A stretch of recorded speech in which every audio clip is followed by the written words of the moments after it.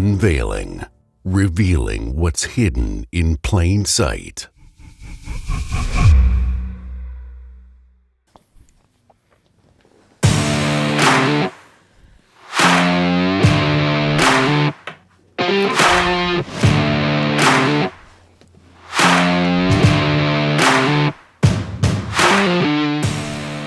Welcome back to the Unveiling. This is what, the 26th episode? 26th episode of the Unveiling. And man, has so much gone on. There has been so much prophecy. I mean, obviously everybody's heard for sure. Right. In the past 2 days, what's been going on? A month, hopefully. Monitoring the situation. But anyways, we're going to talk about so much. But first, let's do some introductions. We got a couple people here. We got Ramey. Ramey, say hello to everybody. You ain't been on the show too many times, have you? One time. Hello, everyone. And she made a great impression. Great impression. We got her back. I had a one-liner. Hey, that's all it takes is just say one word and suddenly. Hey, look, if you're willing to talk on this show, we'll put you in. There you go. There you go. Speaking of, we have a not 12-year-old. He made that clear. We got Liam in here, in the back there. First timer. Say hey, Liam. Hey. He's the mini commenter. We're gonna see how he flows with it. We got Dawn. Dawn's also. Dawn, is this your first time? It is. Oh Lord. Everybody's first time. Well, and obviously we got Sandy. How many was this? Like the 400th time you've been here? No. Probably four. Sandy has no confidence in herself, but she really does bring a lot to the yeah, she has good words. conversation. She has a good back and forth, and everybody does. It's going to be a good show. So let's kind of go in to Sandy. Tell us what's been happening. Like, what's been happening in the world that everybody knows about in the past 2 days? I don't know. A little country, Russia, and trying to attack a bigger country, Ukraine. I'm sorry. Did you say Russia? Yeah, Russia that is was the smallest country in the world. I know that was a joke. Yeah. Okay. Yeah. So anyways. Sorry. Anyways, yes, that's what has been happening. I don't mean to make light of the situation. No. It is terrible what we've woken up to here on the other side of the world. There's full-scale invasion and war going on. However, I think that the Bible scholars and us who kind of study and read the Bible figured out what this is kind of been predicted, hasn't it? I mean, it's kind of already been like legit talked about, predicted, and written down even, and then copied probably several million times. Ramey, you said you know the what the scripture is? It's Ezekiel 38 and 39 is the chapters that it's talking about the Gog and Magog war. Basically, Gog and Magog, the reason why it's believed to be Russia is because it's translated roughly to like the country farthest up north, somewhere around that. Very, very my version of what it is. So if you go straight up from Israel, it is in fact Russia, all the way up into the Arctic Circle. Yeah. So it says in one of the sites that I got here, it says the text discuss, which is talking about Ezekiel 38:14, Gog of the land of Magog. So the Magog is assumed to be Russia because it's the only land north of Israel. The scripture reads as follows: Therefore, son of man, prophesy and say to... Wait, does anybody want to read besides me? You go ahead, buddy. Go ahead. You're doing great. All right. Therefore, son of man, prophesy and say to Gog, this is what the sovereign Lord says. In that day, when my people Israel are living in safety, will you not take notice of it? You will come from your place in the far north, you and many nations with you, all of them riding on horses, a great horde, a mighty army. You will advance against my people Israel like a cloud that covers the land. In days to come, Gog, I will bring you against my land, so that the nations may know me when when I am proved holy through you before their eyes. So with that being said, what are we seeing again? Russia. What's the domino effect? What's happening? Why are they trying to get Ukraine? What's been going on? Gage, do you? Trying to disarm them? Yeah, so to get the show started, I feel like, and I said this before we started, that most people already understand what's going on. Russia has moved in on Ukraine. Looking back at it now, he's been building up troops. Putin has been building up troops for the last since I think April of last year. He's been building up troops over there. This has been a plan of his for a long time. A lot of people thought that it could be something that diplomacy could solve, but obviously he's had this, this itch to take over Ukraine for a while now. Since 2014, when he lost. Since 2014, and just from our understanding, it's one of those things. Just to even read the cities over there is it's hard to understand some of those city names over there. So to understand how their government works and to understand their intentions, historic intentions, is kind of hard to do for somebody that has always been in America like us. But from my understanding and from what we can grasp, Putin wants to reset up the Soviet Union, and he's had control of Ukraine even back in over the last 20 years or so. He's had control over it up until about 2014 because he had a Russian loyalist as the president of Ukraine. So he's been able to, it's kind of like his puppet he's had over there, so he could make decisions and they would roll with it. But in 2014, that president was ousted, right? So he got voted out, and a pro-Western president was elected in, and he's still the president today. And from that point on, Putin lost control over some of those decisions and a lot of the control he had over Ukraine. Yeah. And so from that point forward, he's had this plan to take back over Ukraine and to set up the Soviet Union. And he started by taking over Crimea, which is that little section kind of to the southeastern next part to of the Black Ukraine. Sea. And he took over that immediately after that president was ousted, that he had control over. And so since then, and especially over the last year, he's been mounting up troops and getting a plan together to move into Ukraine. And he used this excuse to have those two areas in Ukraine. I forget, I can't even pronounce them, but there's one starts with an L, one starts with a D. But anyways, those two countries, they're right on the outskirts of Ukraine, close to Russia. Those two countries decided to declare independence.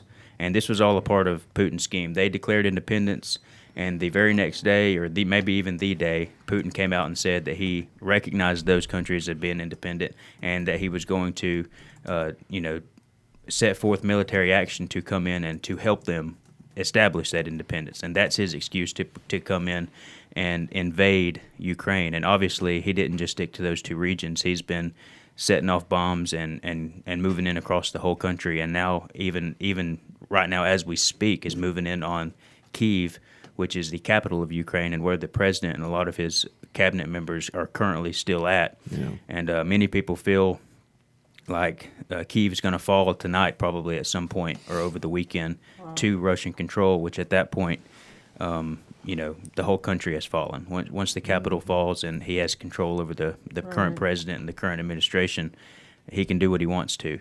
And obviously people have seen the devastation that they've caused already. Some of the videos are just heartbreaking, that you see the military attacks just on innocent people. They're blowing stuff up, shooting rockets into people's homes, and it's just a horrible situation for those people over there. I can't imagine being told by my government, handed out a gun and said, if you see a Russian soldier, fire on him and kill him and defend yourself. That's got to be a crazy.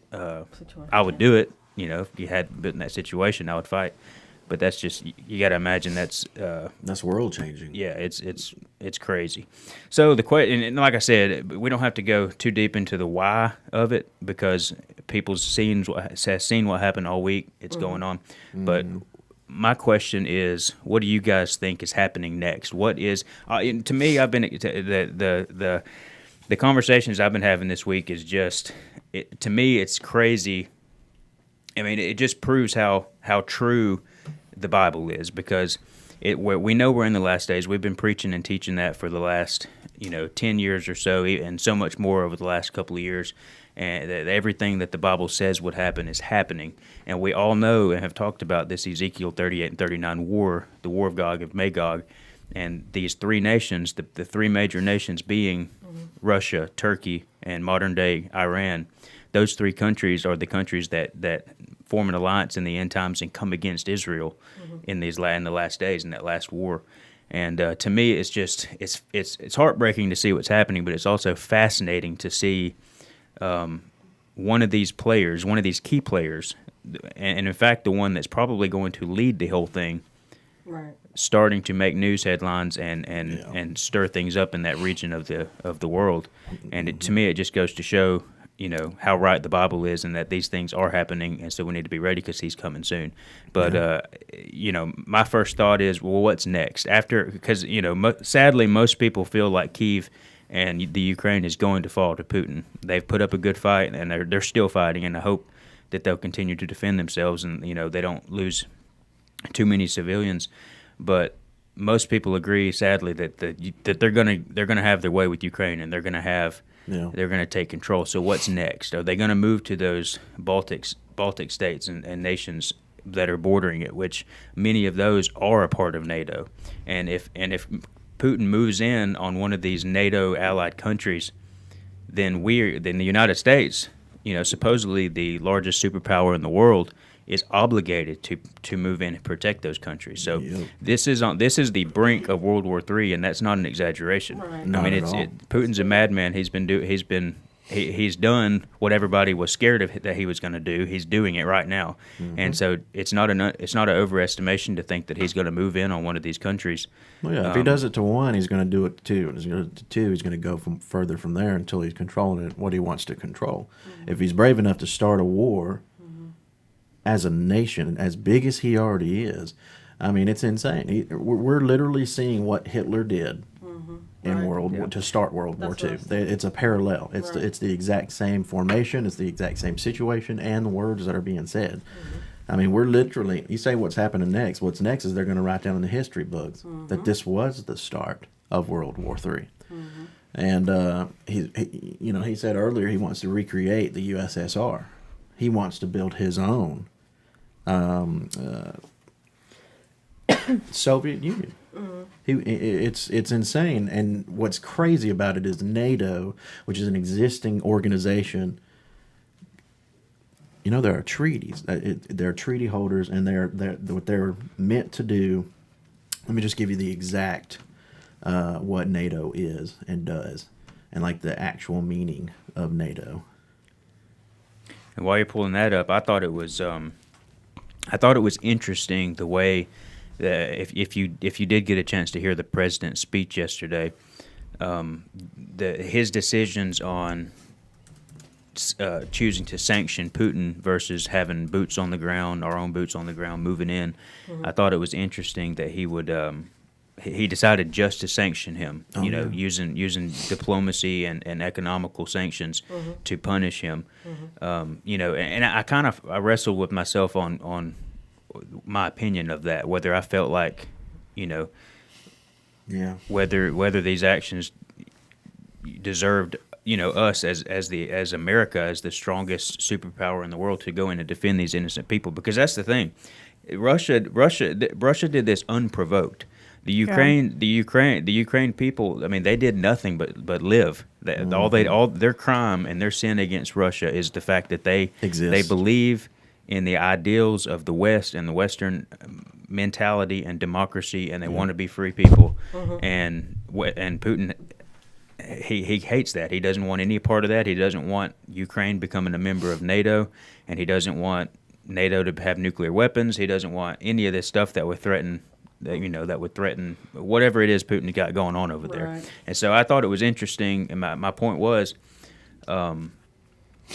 decided to sanction him. And there's actually things that he could have done to make it worse for him that he chose not to do. And I kind of question myself on why was that? Why did he decide not to pull Russia out of SWIFT, which is the I'm not 100% up on what that is, but I know that has a lot to do with the oil and gas industry, and that would have really crushed and crippled him in a lot of ways. And he decided not to do that. And but it's a tough thing to decide because.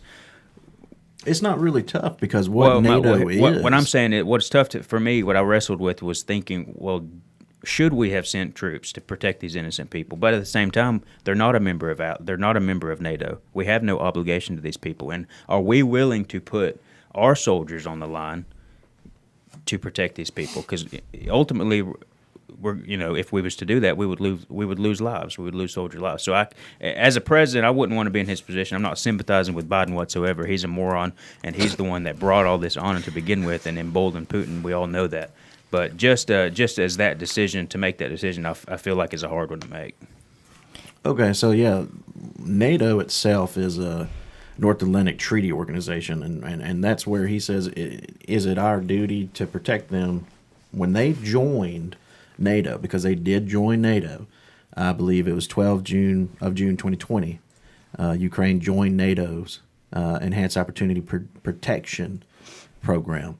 And what that means is anything that goes on and happens, everybody, which is 28 European countries have joined NATO and 2 North American countries. So a total of about 30 different countries has come together and said if anything happens to any of these other 30, the sovereignty of those nations, meaning the government who's in charge right then and there, then we will protect their sovereignty. We will put, in other words, more or less, that's, in my opinion, troops, boots on ground.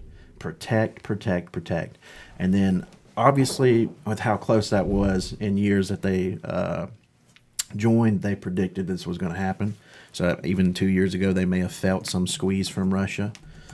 But in my opinion, I think we should have taken better precaution and care because Russia sees our weakness. They seen our weakness when we pulled out of Afghanistan. And that's obvious in the fact that Russia even just decides to do this and disregards America totally and altogether. He asked what we think is going to happen next. I think that China is eyeing Taiwan.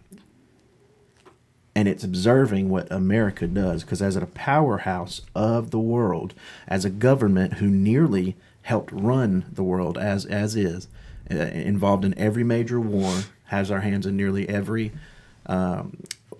government / business.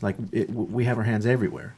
We help control. I'm not trying to promote a big head, raise the head of America, but we are a superpower for a reason. We do things in the world. And the fact that we're sitting by and allowed a 12,000 large terrorist group to take over $80 billion worth of our equipment as we pulled out because someone took a little sledgehammer to it and busted it and put a dent in it. Then they left.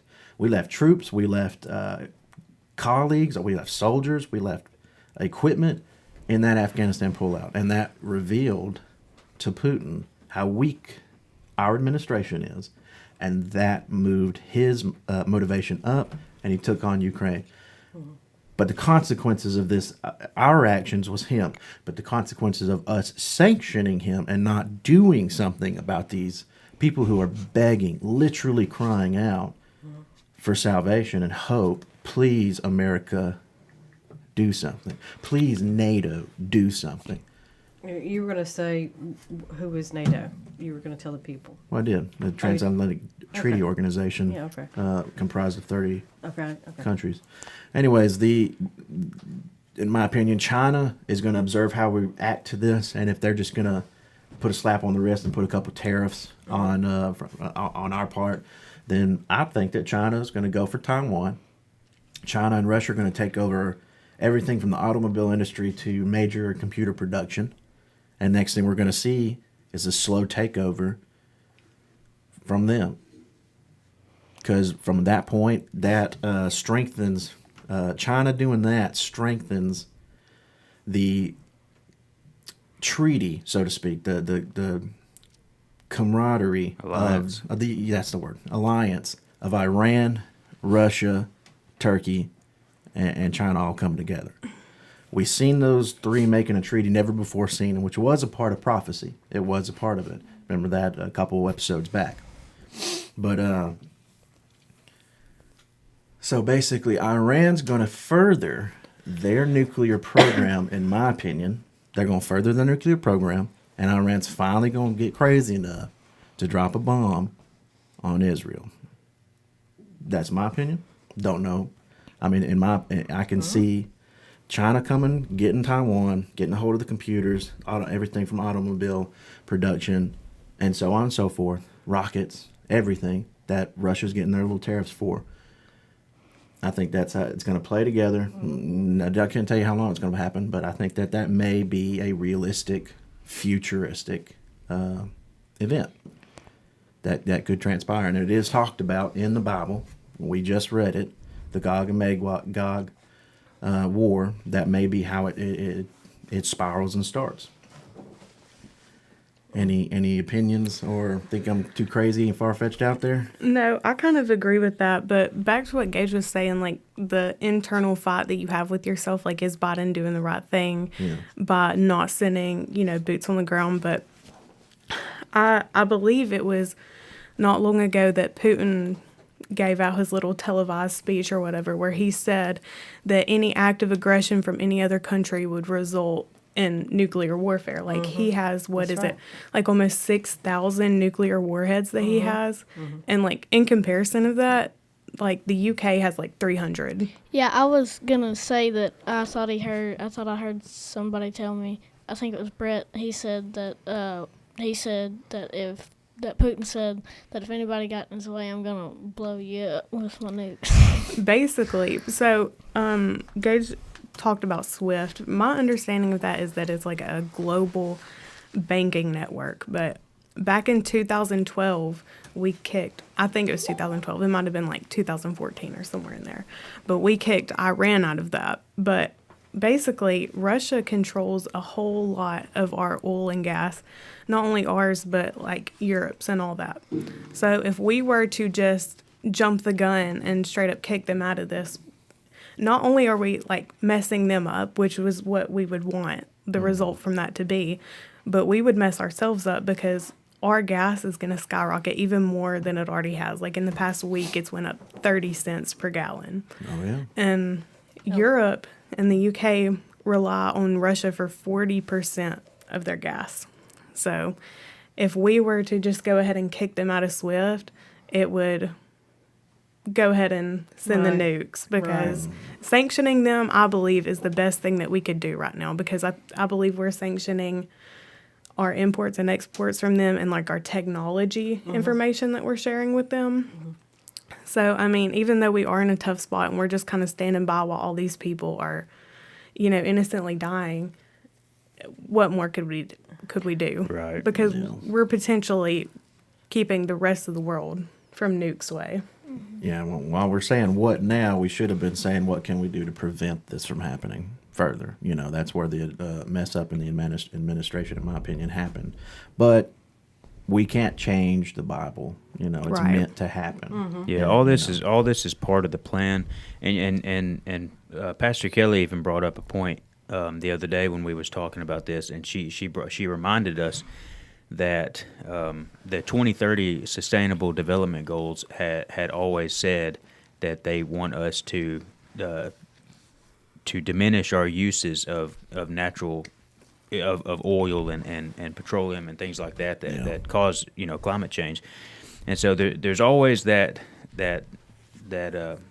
behind the scenes actor always. I mean, the Antichrist is going to rise at some point.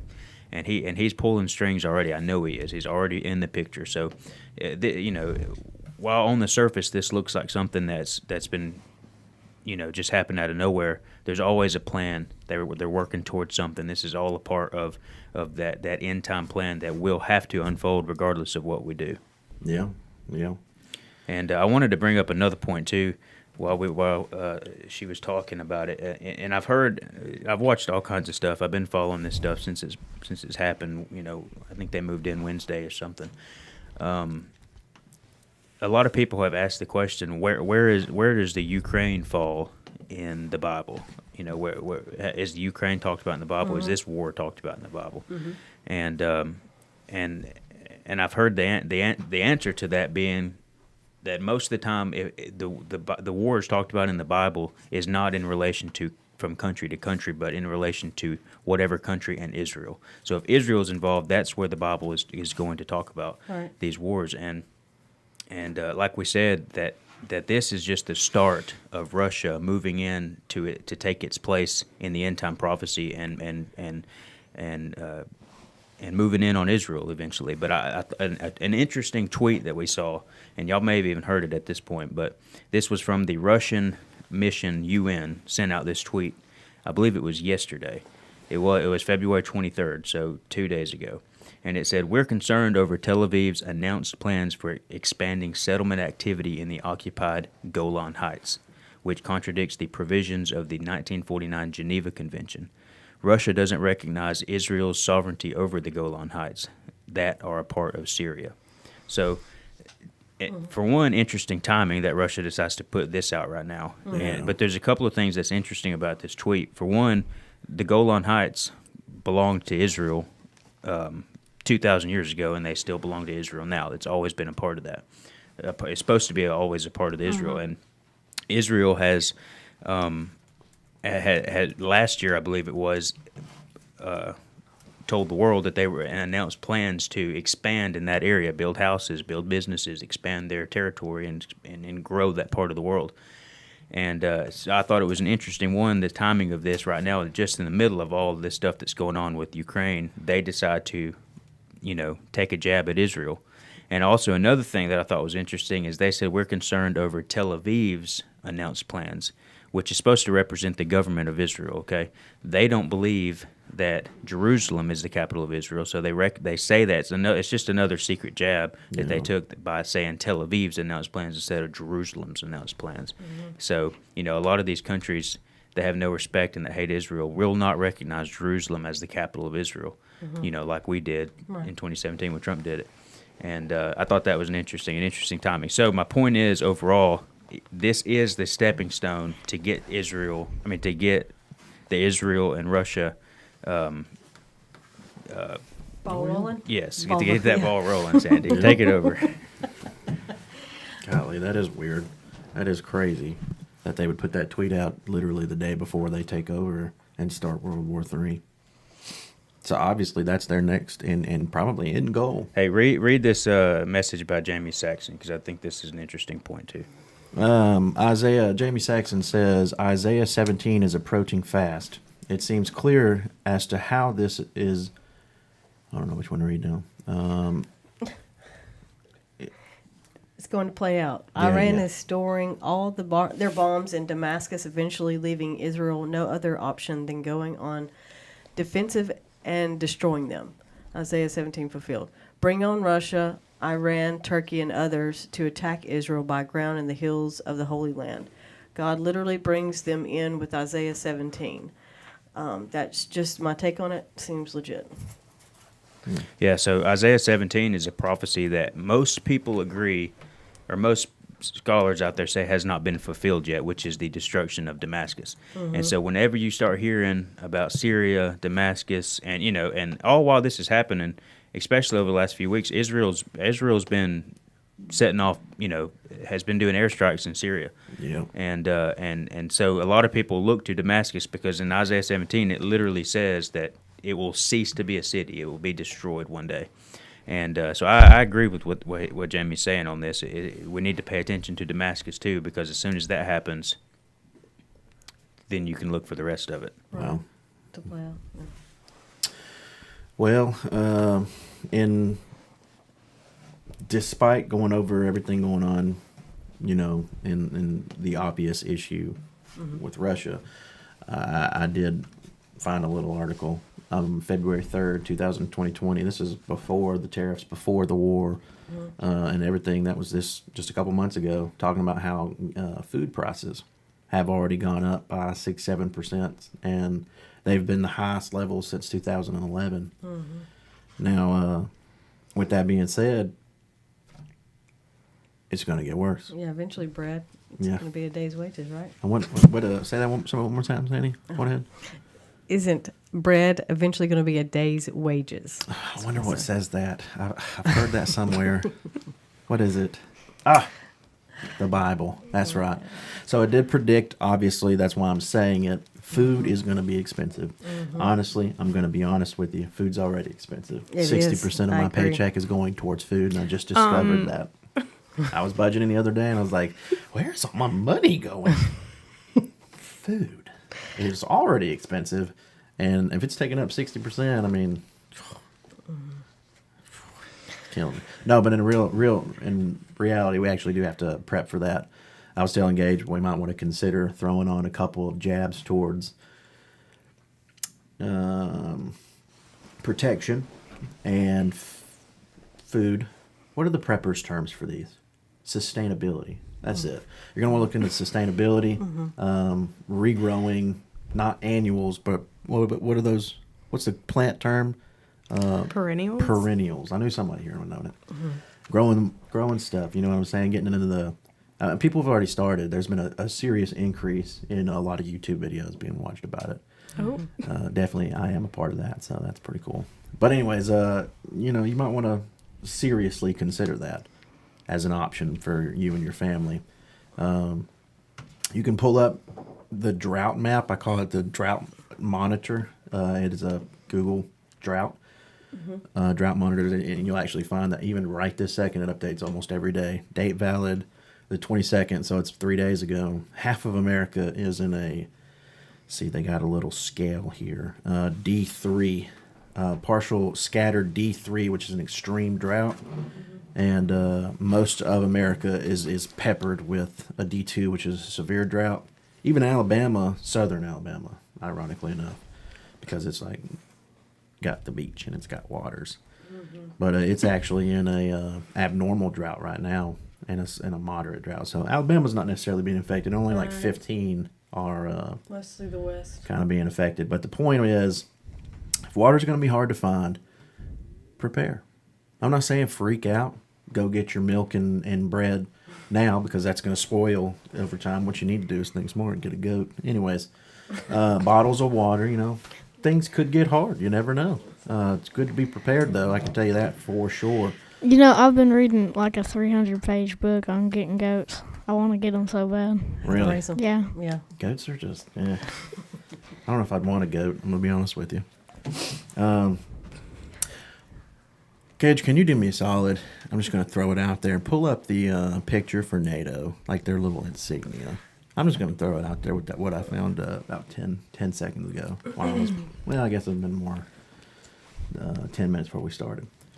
You know how when you start and you're like, do I have everything? Are we going to talk about and you're trying to get yourself straight and set up. And, You mean the logo? yeah, their logo, their little NATO, where it's NATO and then OT, just NATO backwards, if you could. Yeah. You just Google NATO and it'll come up. Yeah. Are they able to see that? They're about to be. Okay. Keep talking.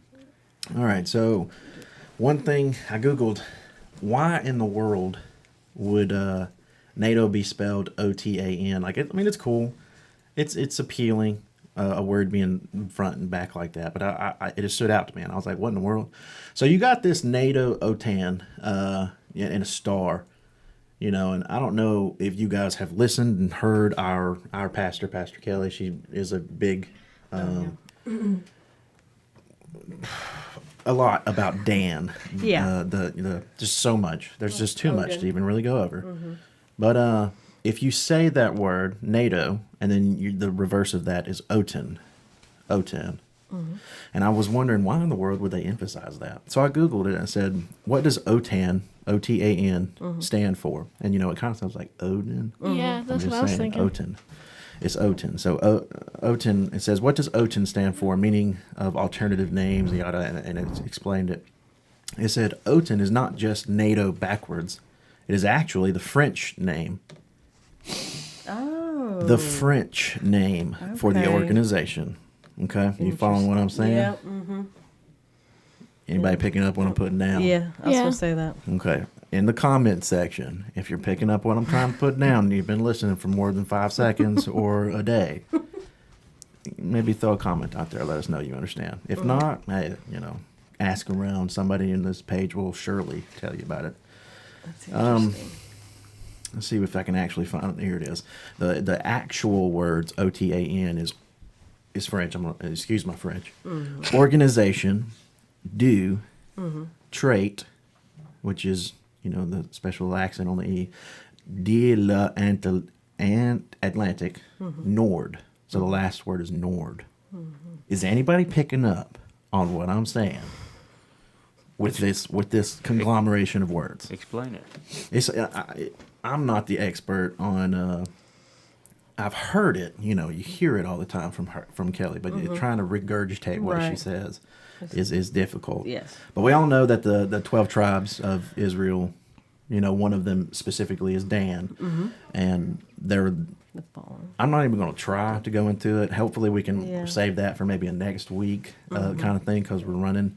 But that's a huge find in my opinion. I mean, I could be barking up a crazy rabbit trail or a rabbit hole because. I find it very intriguing, though.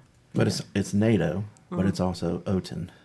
It's an organization with 30 countries, and they're in control. And Russia, I mean, it's all coming together. But being French, Emmanuel Macron is French.